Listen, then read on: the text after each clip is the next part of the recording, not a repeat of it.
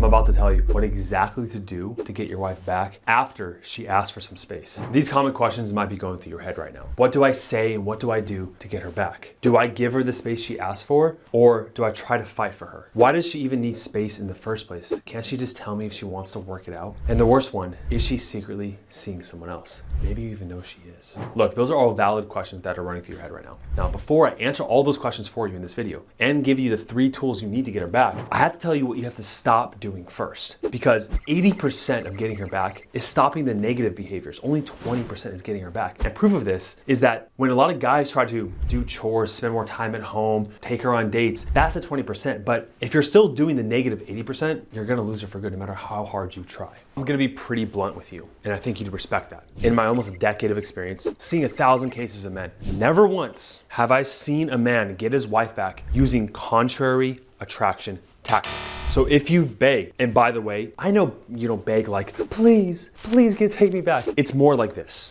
Wait, hold on. You don't really want to do this. I mean, just give us one more chance. Like, I didn't know. Just give me a chance to make it right. If you've attempted to convince her through logic, what about the kids? I mean, it's best for them that we stick it out and we stay together. And think of all the money in divorce court. I mean, these papers, I'm not gonna sign them. It's just, think of the thousands of dollars and all the assets we're gonna have to split up. It's not worth it.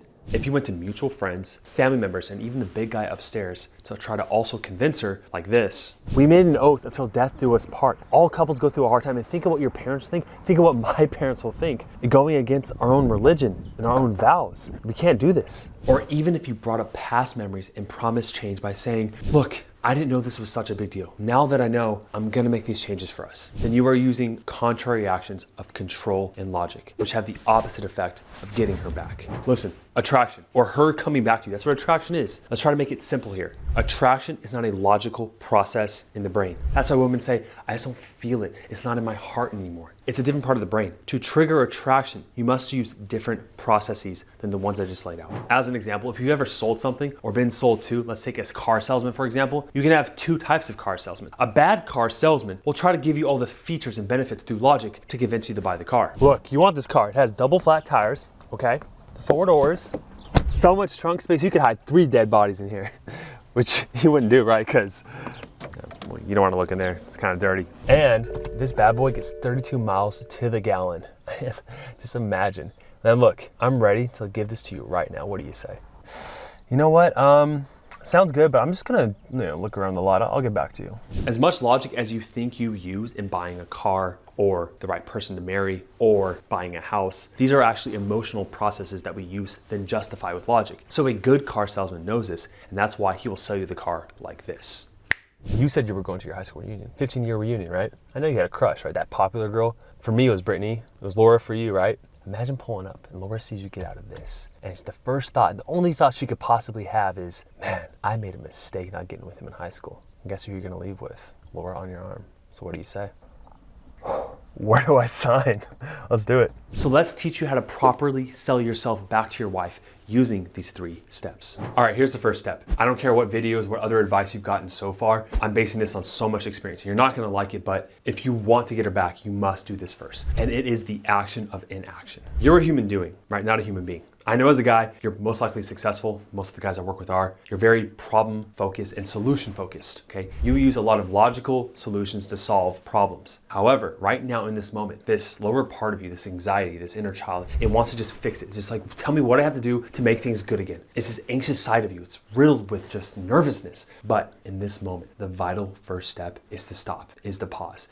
By you giving space, it's not gonna make it worse. Trust me. The one thing she needs right now is this space. And the hardest thing for you to do is usually the right thing to do. What does this mean? This means not blowing up her phone. This means respecting her boundaries. If she said she doesn't want to talk about the relationship, only about the kids, only about the bills, you respect that for a good amount of time. I'll tell you exactly how long in a second. You don't want to do anything because the way she views you right now as the villain, as a source of stress, someone she's moving away from, any action you take, it'll filter through her perception of manipulation and just doing things that's never gonna work. She needs to see you differently first. That's why space is important. Once you create that space, we're gonna do the next action. The second step was massive insight. Now I'll tell you exactly how I did this with a client I'm currently working with. Now, Chris got through stage 1 and those first weeks for him were hell. They were really tough. He wanted to reach out to his wife and convince her to come back. You see, Chris is an amazing man. I mean, I love the guy to death. You know, he's a part owner of this top consulting firm up in New York, and he and his wife are about to move down to Florida and spend the rest of their life together. However, out of nowhere, his wife asked for space. Chris became literally sick to his stomach, nervous and completely distraught, losing sleep. He thought to himself, why? Everything was set up to be perfect. But then he came across one of my videos and set up a call with me. Now, Chris and I worked together revealing massive insights, not only about his wife and the marriage, but about himself. And he soon realized the truth about female psychology, what it means to be an apex male, and what his wife really needed to be happy. Now, this shift was massive. It was a huge awakening for him. And as soon as these shifts happened, God literally gave him the golden opportunity he was looking for. Him and his wife's mutual friends, they were having their 30th wedding anniversary. He thought his wife wasn't gonna go, but she said, do you wanna go with me? Chris was nervous. He didn't know how to act. What should he say? Would his wife even notice these changes, or would she even care if she saw them? But with my guidance, Chris was in his element at that event. He showed those genuine changes to his wife. I mean, they laughed together, they cried in a good way. And Chris made huge ground with lots of wins with his wife. But it wasn't enough. There was still one more step Chris had to take to truly get her back. At this point, Chris reached level 3 out of the 5 stages of reconciliation with his wife. Now it was time to give the proper ultimatum. Now, when men give this ultimatum, oftentimes they do one of two wrong things on each end of the spectrum. They'll either, one, just constantly sit in this purgatory, waiting, trying to please their wife and placate, do everything she says in hopes that she'll just magically come back. No, that's being a needy, nice guy that she doesn't respect. And on the other end, this guy's controlling and aggressive. He says, you know what, you are with me or we're done. We're gonna work this out. And he puts these tight parameters around her. And because that's pressure, and women hate pressure, she rebels. So let's teach you how to find the happy middle ground, the integrated apex male, his approach that I always talk about. So after Chris had all these big wins and signs that his wife was ready to commit again, what he did is that he asked her on a date. Now, when I say ask, he didn't actually ask. A lot of guys will make this mistake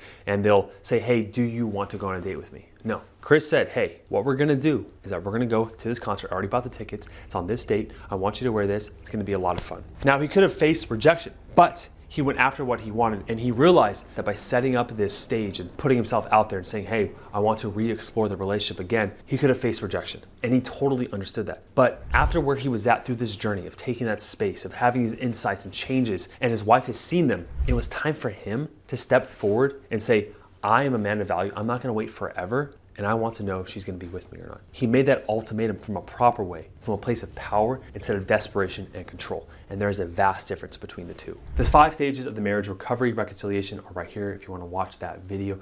And you do know that you can set up a free consultation to work with me and my team personally to help save your marriage. If you are struggling in that, click the link down below, set up that call, make sure you are committed and ready to save that marriage. I will see you in the next one. Cheers.